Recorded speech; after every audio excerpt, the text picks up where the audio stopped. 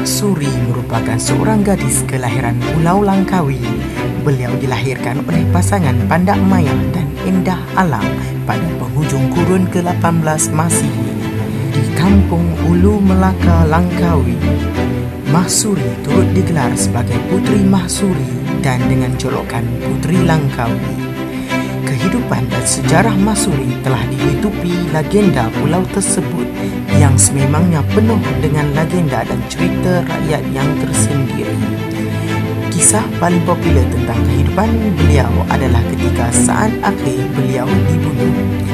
Hingga kini dijadikan sebagai bahan persembahan teka bangsawan hinggalah ke persembahan cerita kanak-kanak.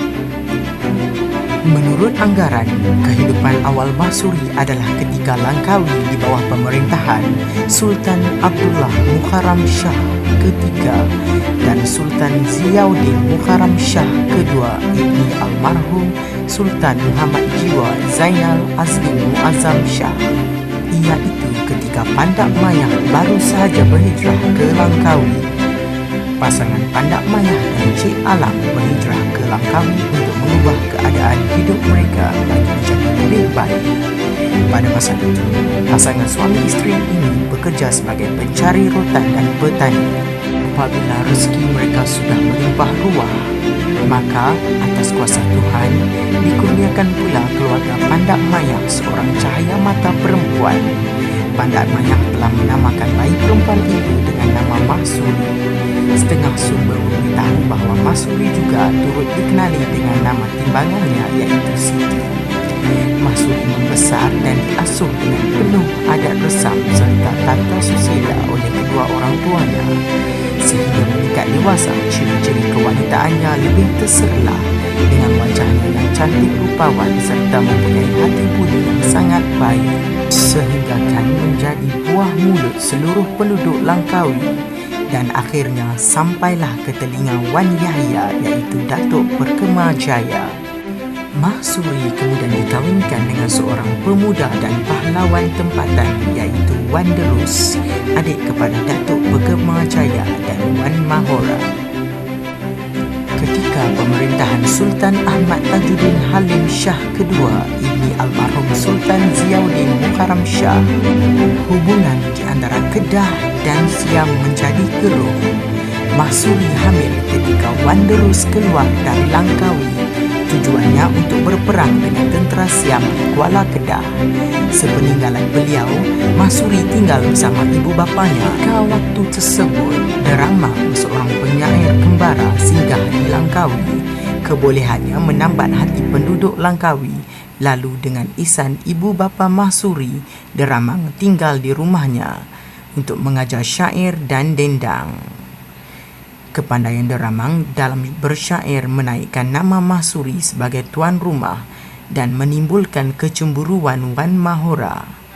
Kelahiran anak Mahsuri, Wan Hakim, mencetuskan fitnah apabila Wan Mahora menuduh Mahsuri bermukah dengan Deramang. Atas sebab itu, Mahsuri dan Deramang ditahan dan dijatuhkan hukuman bunuh oleh Datuk Perkema Jaya setelah termakan hasutan isterinya Wan Mahora. Tanpa menunggu Wan Derus pulang, Mahsuri dan Deramang dibawa untuk dijatuhkan hukuman. Mahsuri diikat di sebatang pokok dan ditikam dengan tombak. Namun tombak yang digunakan tidak dapat menembusi tubuh Mahsuri.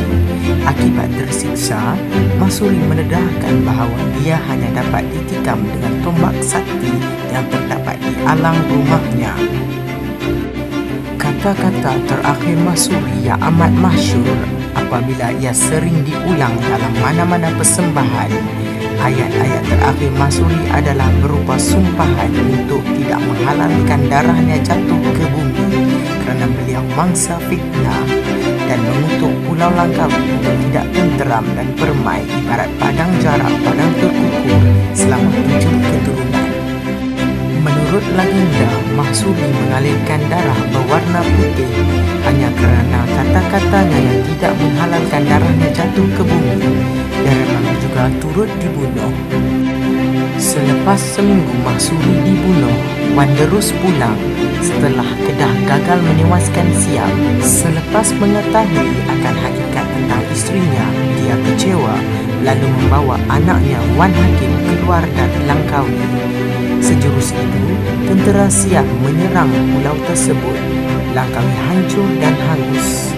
Datuk Perkema Jaya melarikan diri bersama orang kuatnya, Panglima Hitam. Malangnya, Datuk Perkema Jaya ditangkap oleh tentera Siap dan dibunuh dengan kejam. Begitu juga dengan Wan Mahora yang dibokong dan disiksa oleh tentera Siap.